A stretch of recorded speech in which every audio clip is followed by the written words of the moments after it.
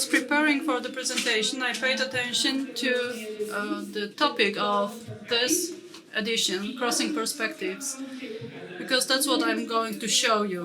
Merging my psychological perspective, because that's who I am by education, and UX research and scholar skills. I would like to talk to you about something we don't mention too often and surely not in this form. So how not to suggest answers to users as you're doing usability testing, what to do to make the tests used for gathering insights from the user, what they actually think and feel about the product. Let me tell you that the English version of the presentation is available under this QR code. So if you're listening to interpretation, take a look. Everything's translated there. As far as the entire presentation and the checklist and material and readings are concerned, they are going to be referred to at the end of the presentation. You don't need to take photos of my slides as we go on. I hope you've scanned it. So I'm going to talk about qualitative research, about user interviews, and how to talk and conduct usability testing. Some of the insights will also be applicable for focus groups and surveys, and be applied for those methods as well. I would like to talk about elements and ways of asking questions, researchers' attitude towards the respondent, as well as researchers' attitude to themselves and the product that are going to affect gaining independent insights from the user. I feel this subject is not only for researchers, because at the moment we need to delegate our tasks. If there is a researcher on the team, the number of questions and inquiries is tremendous. And at the moment, it's not only researchers who do research, but also designers, product managers, product owners. So the subject is directed to everyone who want to start doing research and they are not sure about it. They would like to know how to do that without suggesting anything and obtaining independent insights. I'm Joanna Gierasimik. As I said, I'm a psychologist, at the moment UX researcher, former scholar. At the moment I work as UX researcher and designer at Data Feedwatch by Cardcom. It's a SaaS product. So I'm going to sneak in a little bit of those perspectives in my presentations. I'm going to focus on 4 aspects of non-suggesting. It's in the checklist form, actually, because I think it's easier to present elements as a checklist when they are simple, task-oriented. So, do this, conduct recruitment, for example, plan a research scenario, write a research scenario, draw conclusions. But the subjects that are soft, you cannot present as checklists and bullet points. Therefore, I took this perspective, and don't be scared that I'm strongly suggesting what it's worth doing. But I think it is a good starting point to not be afraid to do research. I'm going to focus on 4 aspects.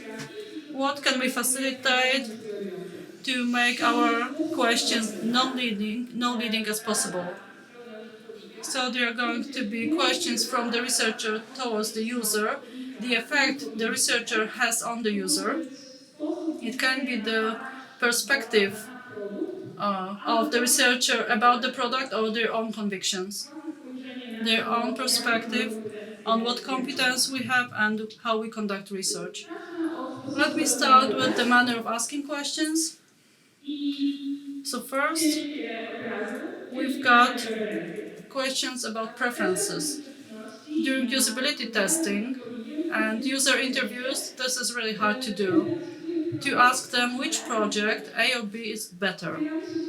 Because we base that on subjective and not objective approach. And it's a question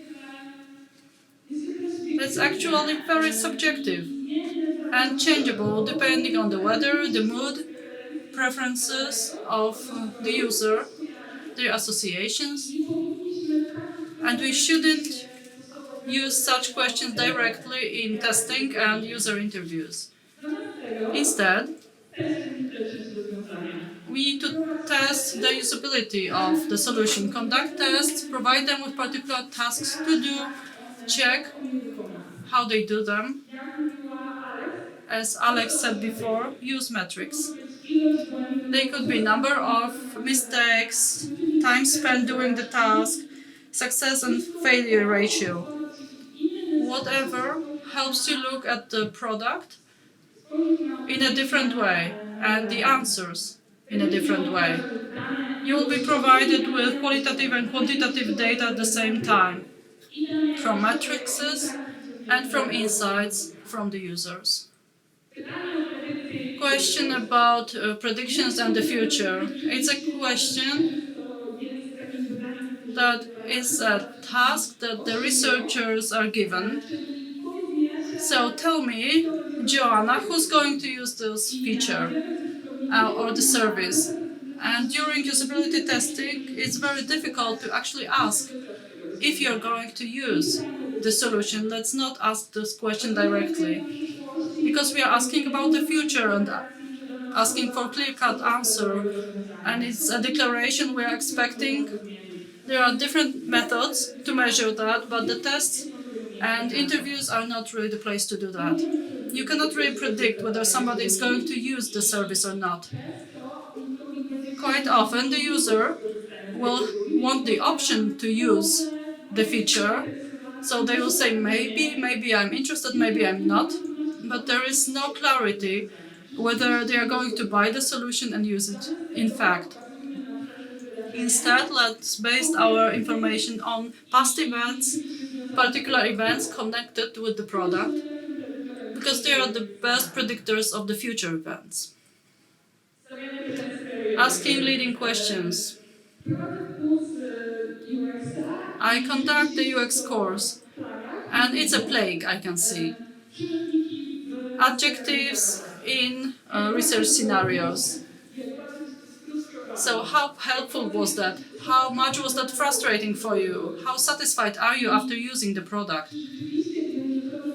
So do we really, if we get the answer to the question, how frustrated were you, and they answer a little bit, can we put on our report they were actually frustrated by the product? Instead, we can use open-ended questions, particular questions, but open-ended questions, open to the actual answers. Let's not start the questions with how much or are you, because then they can answer yes or no.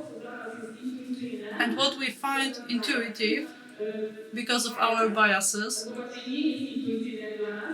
and what we don't find intuitive because of our bias, doesn't have to be the same for the user. If they belong to a particular target group, it can be simple, logical, because they move around among different products, and this makes the solution intuitive for them.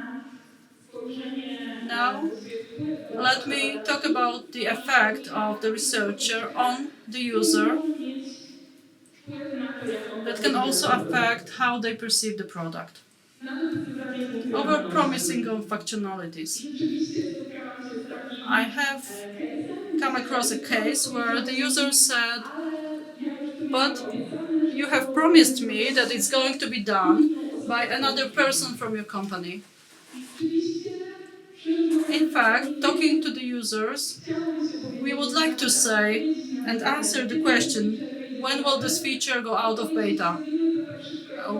And we would like to answer as fast as humanly possible, but people responding to this question don't know where they are on the roadmap, if there isn't a plan to execute it this year. So we affect session this way, we change the perception of the respondent on the session and collecting data about things that don't really exist yet. So we shouldn't suggest and overpromise something is going to be executed and done. So let's not affect the session, let's not promise, let's stay put to what is presently available and what we can show to the user. And we can use particular methods, research methods, when we are asked those questions. What techniques? If the user asks the question during the research, or we want to be sure about the answer, let's use one of the three methods. I like the echo, boomerang, and Columbo techniques. Echo, as the name suggests, is repeating, echoing the last sentence said by the user. They can say, this button is ugly, and you say, the button is ugly. Boomerang is reflecting. So the user asks, do I have to click here to buy the product? We ask the question, what do you think? Or what would you do if I weren't here? Talking about Columbo, this is paraphrasing what the user has said. It's additional silence. So the user asks, if I close it down now, am I going to lose my work? We can answer, you're wondering if you close it down now, and leave the silence to give them the chance to respond. Talking too much about interface of ourselves. Usability testing and user interviews are moments where we should leave space to the user and give them time to respond, to express their own opinion and answer our question. Let's try talk about ourselves as little as possible, about the interface as little as possible. So our questions should be a background. It's worth leaving some silence, waiting for calm statement from the user.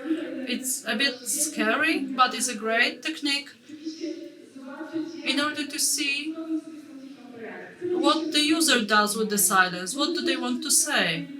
Maybe they can surprise us with the answer we haven't expected, but they can see it and say it now. We shouldn't explain how the service works or immediately jump in to help when they are kind of confused. Instead, let's ask a simple question, direct question, and wait for calm statement. If we want to learn more about the respondent's perspective, let's count to 10 in silence, ask additional question, or just use one of the methods, echo, boomerang, or Columbo. Speaking about the researcher's attitude and perspective on the product, it can be problematic as well. We have bias. We all have biases. We are human after all. I often see that myself during usability testing and user interviews that I do know something more about the product, and I'm waiting for the user to actually notice it as well. We can nod when the user talks about the product in a way we are thinking about the product, so it's unwilling nod. I've seen it recording my own user interviews that I do nod when they confirm what I'm thinking. This seems like we are looking for confirmation of our own assumptions. We are going to do that because it's one of the biases that we simply have, confirmation effect. In a report and detailed description of the insight, we are going to include more observations that are in line in our own convictions. We kind of lean towards our own opinions to prove that we are right, we know more about the product, it's exactly what I've been thinking. In order to mitigate that, let's research, if possible, as early as possible in the project before we have put a lot of time and emotion into the project. It's difficult with the product, but actually it's worth learning something about the project, but not too much, in order to minimize the confirmation bias we have. Let's remember we are researching to gain knowledge and not to confirm what we are thinking. It's not usability test to confirm our assumptions. Let's ask non-leading questions and also check the cognitive bias list. I've read that the list is up to 150 cognitive bias we have. Neurodiversity has published this list, so you can take a look. Let's check them. Let's see which way we are leaning. What are our biases? Triangulation of research, collecting data from various sources. It's also a great method to block the biases. If the data from different sources do not confirm what we are thinking, we are going to be less sure about our convictions. Let's triangulate. Qualitative, quantitative methods will come in useful, matrices will come in useful. Let's check from many sources how it works. And let's consult our scenario and results with another person. Often with startup product it's difficult to do, but let's care for presenting our results to another person.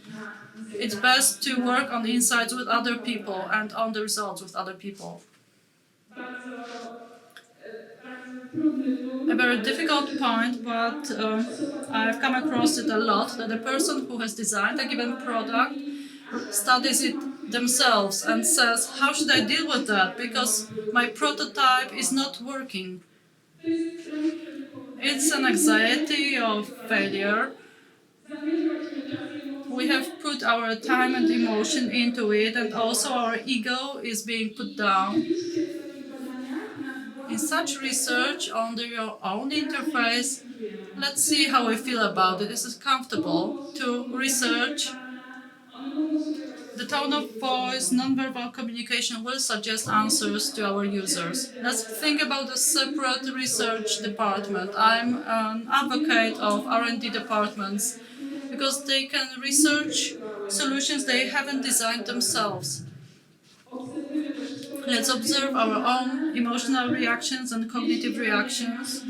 If researching into our own designs is problematic, let's just hand the research over to somebody else. We can ask for supervision, we can ask for checking how our conclusions and our results work, and whether our bias is very visible in the research. Also, the researchers' perspective on themselves. People Nerds newsletter of March, the question was asked, what bad habit concerning user interviews is the most difficult to lose? 51% responded being over-enthusiastic. We want to care for the user. We want them to feel good because they have come to the interview. We've cut the user somewhere. We pay them little money or no money whatsoever. And we want to care for them, let them know that, yes, we are so happy you are here with us and you are going to show me your opinion about the product. But this leads to overly reactions on the user's side. They will not tell us what they actually think. Let's focus on the research and not on the atmosphere you're conducting the research in. Let's care for the research to be paid or provide some form of compensation, maybe a reward for giving us their time. Also, another difficult point, we are not native speakers, so we are hiding behind the research scenario. I've heard it a lot that English in intercultural research is problematic because we feel we don't know the language enough, we don't understand the accent of the respondent, and often we talk to people who are not native speakers themselves. We don't ask additional questions, we don't ask for clarification. We focus on linguistic correctness, we hold on to the scenario, and if we haven't understood the statement, we don't ask additional questions to learn what the person is actually thinking. So let's paraphrase, let's ask questions, let's ask for clarification what they really mean or to repeat. Let's practice our English, and this will make us more sure in the research situation. We can listen to audio materials from the countries native to our users in order to learn their accent. I had to listen to Texan accents, for example, in order to understand my colleagues from CART, because it was really difficult for me. A year ago, there was a great speech by Agata Shargot about cultural differences. You can find it on YouTube, and let me recommend that as some guidelines how to deal with cultural differences and actually communicate.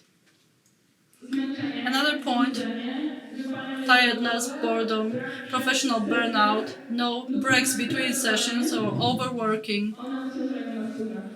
This is all coming up to cognitive load. It's difficult to focus, difficult to analyze. This affects insights and how we present them. Let's really care for our well-being and include that in research scenario. Let's remember about leisure. Let's take breaks and look after ourselves as well. If necessary, there is psychotherapy available. Let's treat it as supervision and support for us in order to deal better doing our daily assignments. I'd like to encourage you to have as many aha moments during your research as possible. The sense of discovering a new insight, a new look at the product. I don't actually agree with my last statement anymore, because it's not possible not to suggest at all, but there are certain points we can follow and check in order to suggest as little as possible. Thank you so much. Here is my presentation in Polish, in English. Thank you. There is a checklist as well.